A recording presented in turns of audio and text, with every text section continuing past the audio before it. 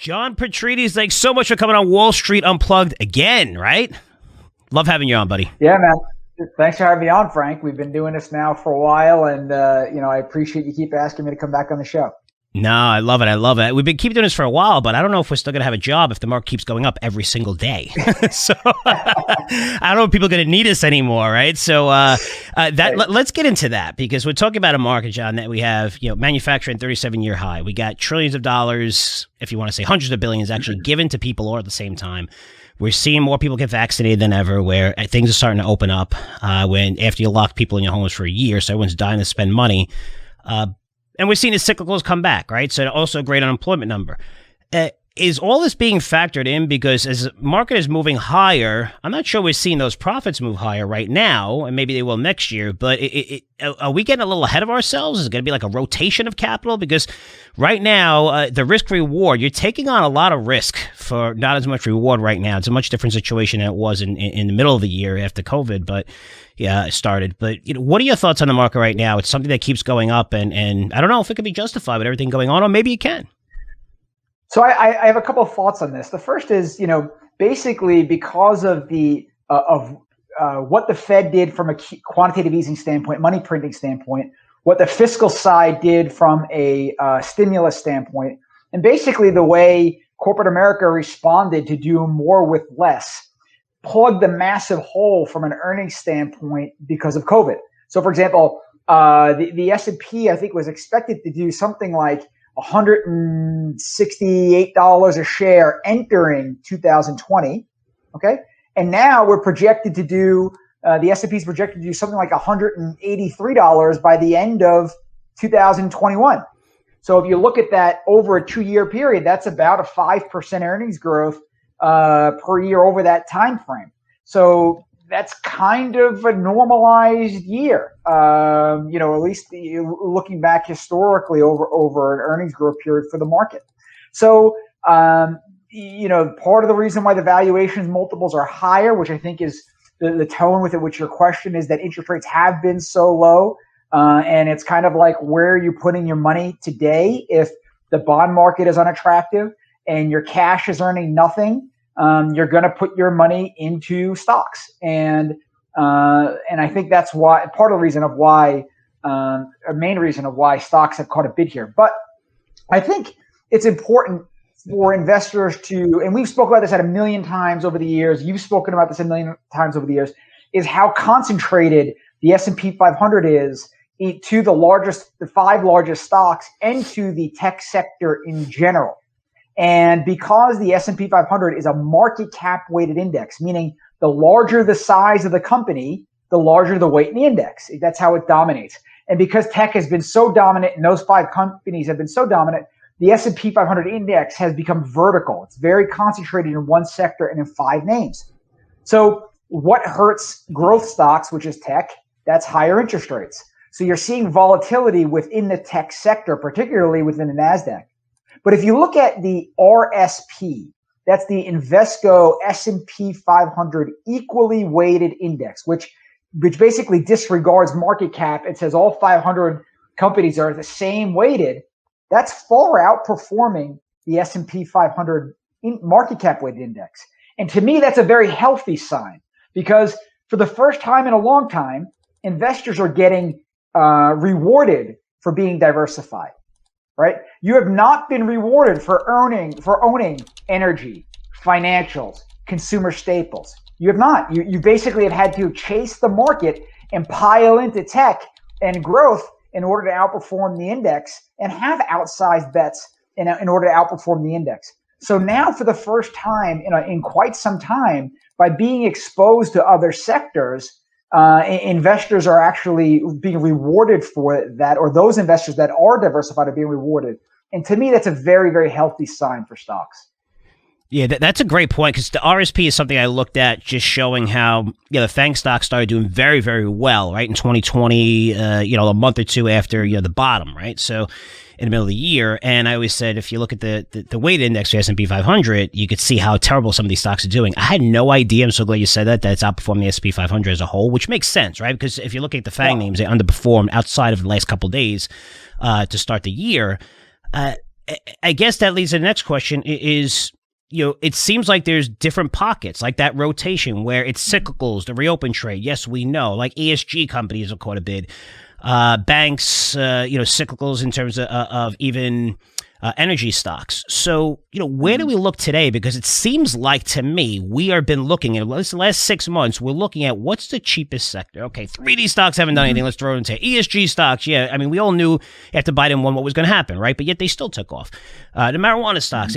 What are some of these sectors that you're looking at? And maybe it's as simple as yield, because yields are going higher, right? We've seen a 10-year go higher. And, that's 1.7 is a big difference from under 1%, right? So, that risk-free rate, which means one of the things that you stated, which I wanted to talk about, is are we seeing a lot of these companies are going to raise their dividends, and no one's really talking about buybacks, which a lot of these guys suspended. Right. But man, the amount of money that they're generating, especially the Faang names, I mean, they blew out those numbers last quarter and the past 2-3 quarters.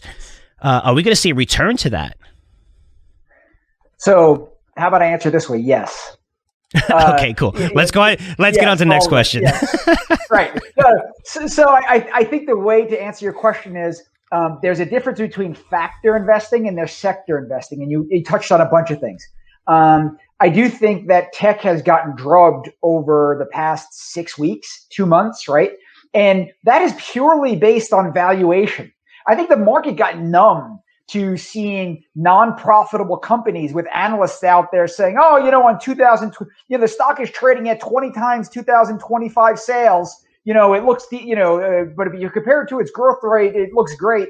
And it's not even growing earnings. It's not even profitable yet, right? So I think so many of those tech stocks existed that we just got numb to valuation. And you've seen a massive drubbing in the tech sector. So, and that is a big function of just simply valuation. When interest rates go up, right, it makes the formula on a discounted cash flow analysis less for stock price. And it means that if the cost to borrow money is higher, it slows down potential growth rates. So tech is getting drubbed recently, more so because of valuation, not because of fundamentals, right? So I do think there's value to be had in tech.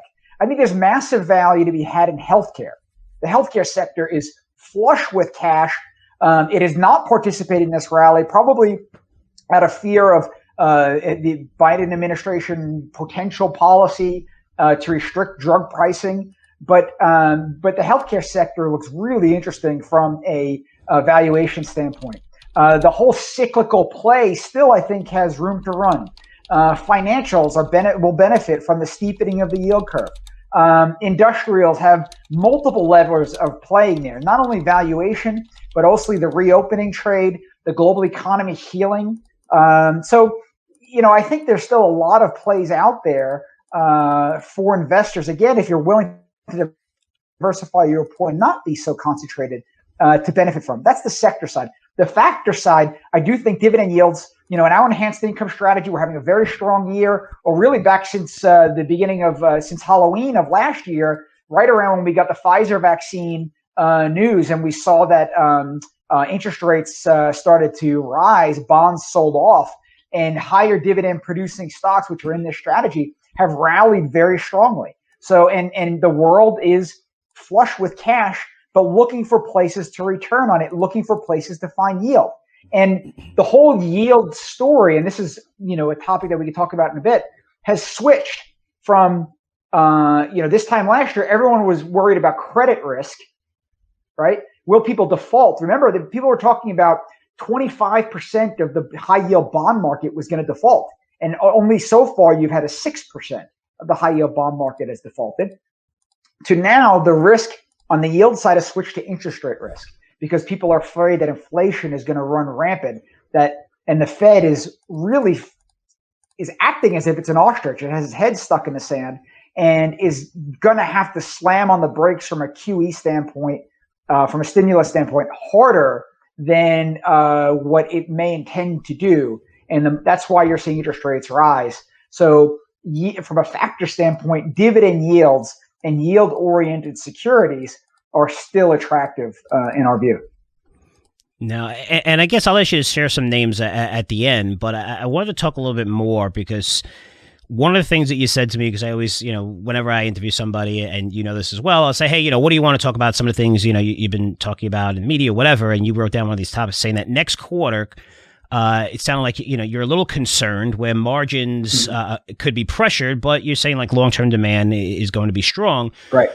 But do you think margins are going to be pressured this quarter? Because if we look at this quarter, right, and the next quarter, it feels like there's an easy comparison right now because that's when everything started getting bad a year ago, right? Like that quarter. I think the following quarters, and especially like when we compare the last 2 quarters, we call those comps, right? I guess to bring everyone in here, it's you're seeing year over year. What did you do for that quarter? So the comps, and you see same store sales grow, you're probably going to see pretty good numbers because this is when things were really terrible, like last year around this time, next 3 months when they report.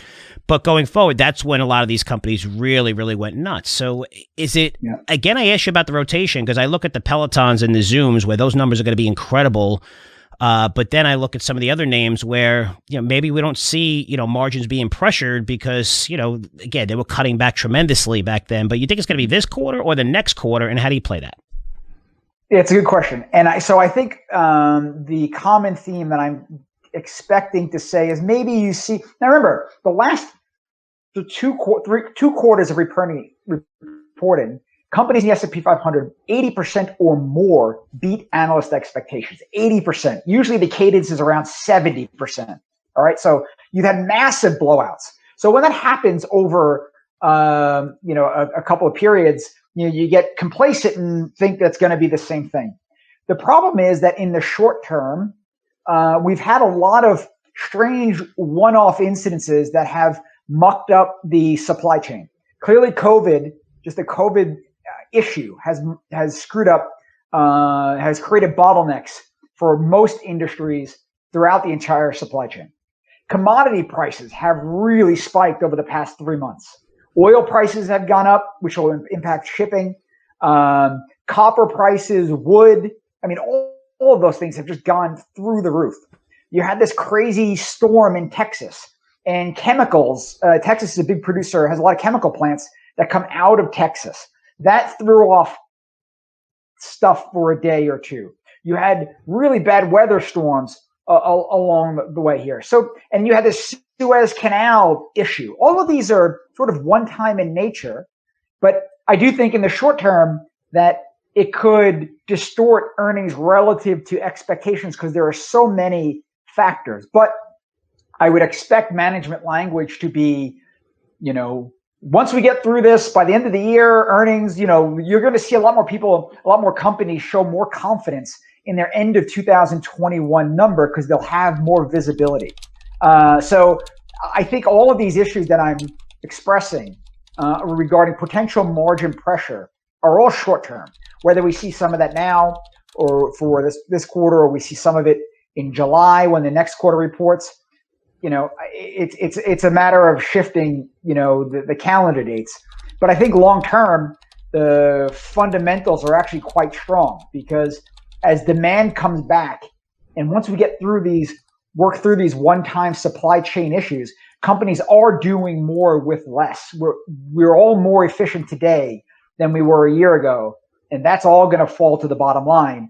And then if companies start buying back stock to the pace that they were doing pre-COVID, that's going to ultimately help earnings growth go forward. So I think the risks that I'm throwing out here, Frank, are more for short-term investors, traders, people playing the quarterly number.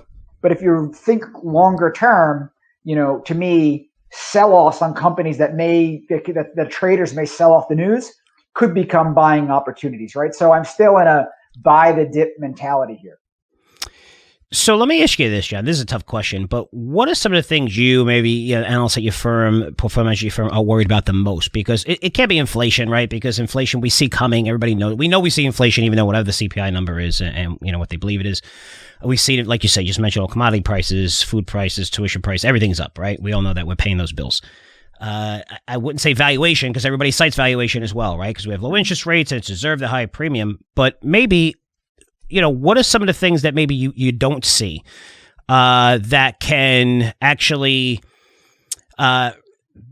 be the biggest risk, right? I mean, the risk that we don't see, but what is something, and that could be easier. That could be like when we're looking at what just happened with another fund blowing up, right? The amount of leverage, and we didn't know how much leverage. These guys are still unwinding here, right? They got the $6 billion in losses. We don't know, and they're not the only firm like that. They had all this stuff off books. But what are some of the things that maybe worry you right now?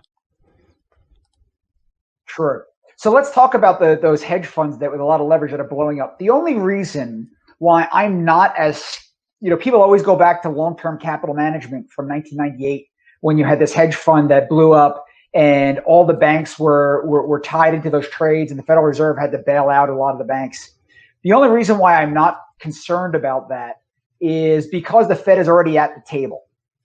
We had Lehman Brothers. We had the Greek debt bailout. The blueprint is set. Now, it's a moral hazard, and it's part of the reason of why hedge funds take on the risk that they do, because there is a bit of a backstop there. So I'm not overly worried about that because the Fed is ready, willing, and able to protect the markets if something like that were to happen. Okay, I think the two bigger issues that these aren't new risks, but I don't know how much the market is appreciating them yet, is at what level do interest rates rise that stocks start to bend? I think we saw in 2018 that when the 10-year crossed 3% and the Fed funds rate was around 2.25%, is when bonds started becoming more competitive relative to stocks as an asset class. So at what point now does inflation rise enough or interest rates rise enough that investors start to bend from a stock standpoint? I don't know really what the answer is to that yet. So that's a risk. The second one is the Biden tax plan. The market really seems to be looking through that. I mean, automatically you're increasing the corporate tax rate from 22% back to 28%. We've been there before, by the way.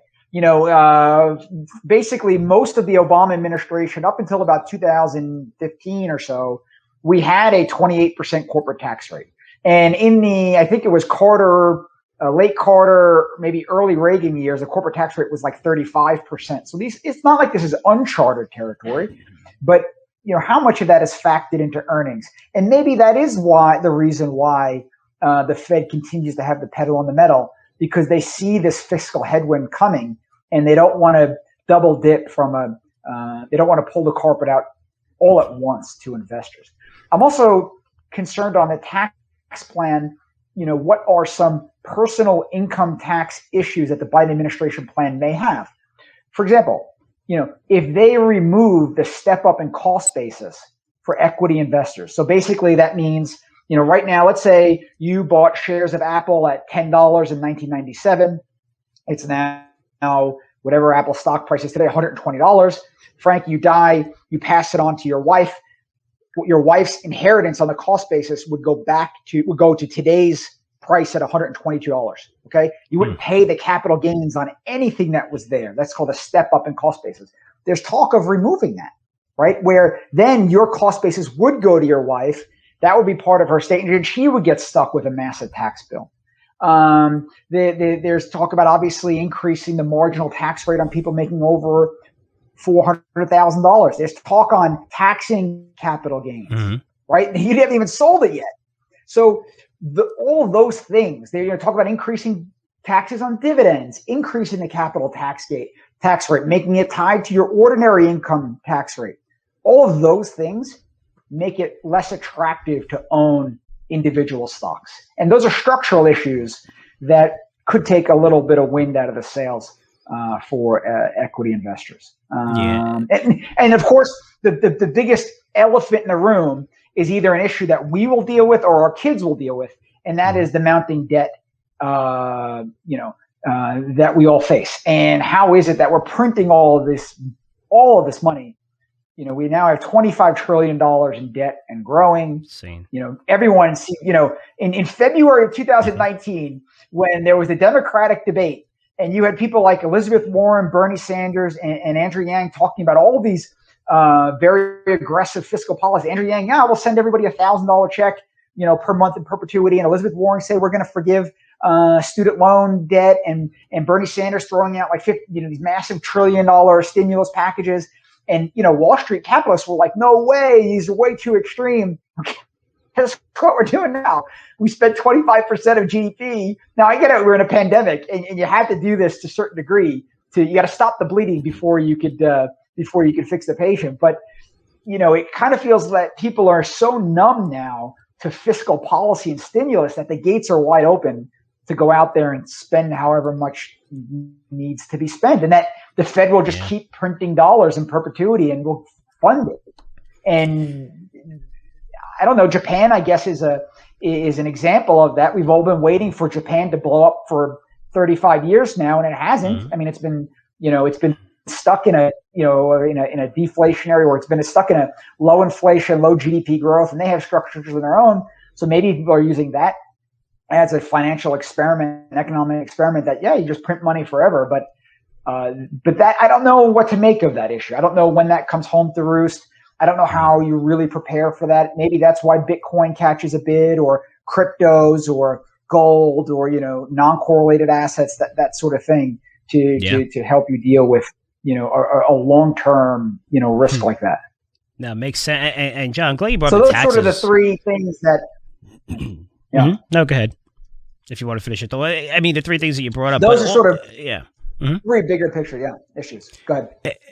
I mean, the corporate tax is a big deal. I mean, people forget in 2017. I mean, there's not 2017, 2018. That's when stocks started to move, but earnings growth has slowed to a crawl. I mean, there was no earnings growth, and then when we had those tax cuts for corporations, they started giving checks to everybody. Again, it benefited corporations, right? And being political here, but you saw the drastic move in double-digit growth, massive earnings growth because of this, and now you're taking that away at a time when we're trading at extraordinary valuations. And yes, I understand the underlying currents are fantastic right now, and they're going the right way, and low interest rates and money out there, but those are one of the things that can really derail it. The 15% minimum tax is going to kill a lot of companies. I mean, not kill them, but it's going to result in sharply lower earnings. And there's a lot of big names on that list, including banking stocks. So, that's a risk that hasn't really been talked about. And again, we want to talk about the risks, John, you and I, because, when stocks are all-time high, we want to talk about the risks. When it was COVID and things are crazy risky, we want to talk about the positives and where we have to invest. So we want to, be fair with everything.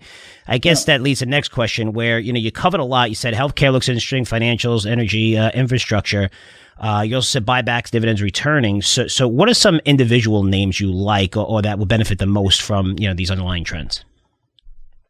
Yeah, a name we recently added to our enhanced income strategy, and it's a name that I own personally, is Gilead, Gild. This is one of the largest biotech companies out there. Gilead has like over $20 billion of cash on its balance sheet. It's the leading franchise in HIV. Gilead popped maybe around May of last year when it came out with its treatments for COVID. You may remember remdesivir. So it caught a bid then, but that has come all the way back in. It's now in the mid 60s. Dividend is over 4%. It's trading at like 11 times earnings PE. It's trading at like 8 times EBITDA, earnings before interest, taxes, depreciation, amortization, which in today's world, in a SPAC world that we live in, that is like a single digit EBITDA multiples is really hard to find. Impossible. Very high quality company, new management team, has spent a lot of money over the past couple of years buying companies to help them break into oncology and cancer because they need to diversify away from their HIV portfolio. And to be honest with you, Frank, Gilead reminds me of that brand new station wagon our parents bought in the late 70s, early 80s. The shiny wood paneling, all tricked out with the 8-track. Deck tape, had ashtrays on the side, even had electric windows instead of the cranks, but it would stall every couple of times. I mean, every now and again along the road trip, the car would stall out just regardless of how pretty it has been. And that's kind of how I think of Gilead over the last 4 or 5 years. They print a ton of money. They've done a lot of key acquisitions. They diversified their portfolio. They've developed treatments for COVID. They have not participated in the rally, and it's kind of had this stop and stall movement. But now they have actually, I think, a lot of catalysts in place, or I think they've done a lot of heavy lifting over the past 4 or 5 years that, to me, makes the stock attractive. And again, when you're getting over a 4% dividend yield, one where they've grown at 11% annually over the past 3 years. And I think 10% annually over the past 5 years, with more than ample enough room to protect that dividend and to grow it further. in a low yield environment, Gilead looks attractive. So, and that plays, both themes that I mentioned of healthcare and high yield.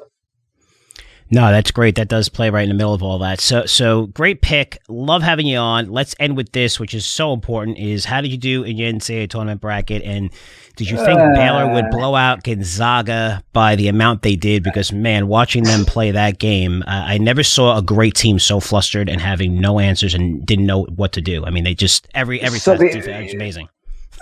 Totally. So the answer is no. I had Gonzaga, Illinois final. I had Baylor in the Final Four. I finished in my pool. I finished 40 out of 150, which is respectable, but it's not terrible, but it's not good either. I didn't win. I think it goes to show you when you're in a physical game, if you push the other team back, they crumble. What did the Tampa Bay Buccaneers do to the Chiefs? Defense. They pushed them, right? Yep. What did Baylor do to Gonzaga? They were all over these guys. They got, as the Gonzaga guy said, we got punched in the mouth right from the tip. What did the Giants do to the Patriots when they won the Super Bowls back then? They pushed back and they got aggressive. And those teams that feel like they're untouchable, if you get aggressive enough with them, they don't know how to handle it because no one's ever done it before. It's like that bully in your schoolyard, just go up and clock him once and he's not going to be the bully anymore. So that was the game changer and good for the Baylor coach and the Baylor teammate to come in and, you're not going to make history on our watch, right? So good for them. No, really, really great stuff. Well, to be honest with you, I would have liked to have seen a perfect season. I think it would have been cool to actually. It would have been cool. I wish it was a better. There wasn't that many good games. UCLA made up for that, and then but before UCLA, there was a lot of blowouts in totally. The Elite Eight. And, strangest tournament I've ever seen. Right? I mean, the moment that Duke doesn't make a tournament, it's going to be a weird one. So North Carolina almost didn't make it. Kansas had a struggle. I know it was pretty cool. So all right, Joe, let's finish with this. If someone wants to find out more information, learn more about you, how could they do that? Yeah, sure. So I'm at jpetrides2 on Twitter. You can go to Tocqueville.com, TOCQUEVILLE.com. You can find our team there. We manage portfolios for individuals and high net worth individuals and families and institutions. Tocqueville's been around since 1985. We're fee only. We don't sell products or annuities or anything like that. We are straightly just the assets under management. We build long only. There's no leverage involved, so none of these hedge fund issues. And we work to customize portfolios to our clients. So, it's plain and simple. Roll up your sleeves, find out what the patient needs, and help them achieve their goal. That's basically what we do. Awesome stuff. So listen, John, I don't have to tell you, I love having you on. We also get very, very positive comments because we can go anywhere with this. It's always unscripted, basically. We just have a couple things that we hit on, and you always share ideas. Yep. So I know how busy you are these days and media appearances, so I appreciate you coming on, and hopefully join us again soon, buddy. Will do. Thanks a lot, Frank. Appreciate it. All right. Take care, man.